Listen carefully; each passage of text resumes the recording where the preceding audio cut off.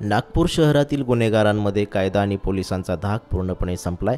फेब्रुवारीच्या पहिल्या आठवड्यात 4 खुनांच्या घटनेनं शहर हादरलं होतं। वाठोडा पोलीस ठाण्याअंतर्गत असलेल्या ऑरेंज नगरमध्ये काल रविवारी एका सराईत गुन्हेगाराचा खून झाला। शेख फिरोज उर्फ पक्या शेख 70 असं मृतकाचं नाव आहे। परिसरातील वर्चस्वाच्या लढाईतून हा खून झाला आहे। या प्रकरणी पोलिसांनी 2 आरोपींना अटक केली आहे। सध्या नागपूर शहरात खुनाची मालिका सुरू असल्याचे दिसून येत आहे। या महिन्यातील ही 4थी खुनाची घटना काल रात्री वाठोडा पोलीस ठाण्याच्या ऑरेंज नगर परिसरात असलेल्या स्मिथ बारच्या मागे घडली।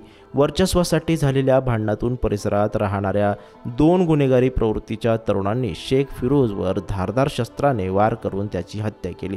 या हत्या प्रकरणात पोलिसांनी ताब्यात घेतलेल्या आरोपींमध्ये सुमित साखरकर आणि प्रणय सरकार यांचा समावेश आहे। पोलिसांकडून मिळालेल्या माहितीनुसार मृतक शेख फिरोज हा गुन्हेगारी प्रवृत्तीचा असून त्याच्यावर खून, बलात्कार, प्राणघातक हल्ला असे सुमारे 20 गुन्हे दाखल आहेत। शेख फिरोज आपल्या कुटुंबासह ऑरेंज नगर येथे राहत होता आणि घराजवळ पानटपरी चालवत होता। रविवारी रात्री आरोपी सुमित याने शेख फिरोज याला बोलण्याच्या बहाण्याने सोबत नेले। त्यानंतर अंधारात सुमारे 200 मीटर अंतरावर नेऊन त्याचा मित्र प्रणय याच्यासोबत धारदार शस्त्राने वार करून त्याची हत्या करून घटनास्थळावरून पळ काढला।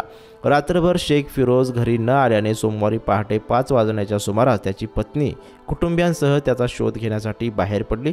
सुमारे तासभर शोध घेतल्यानंतर पानटपरीपासून काही अंतरावर शेख फिरोजचा मृतदेह आढळून आला।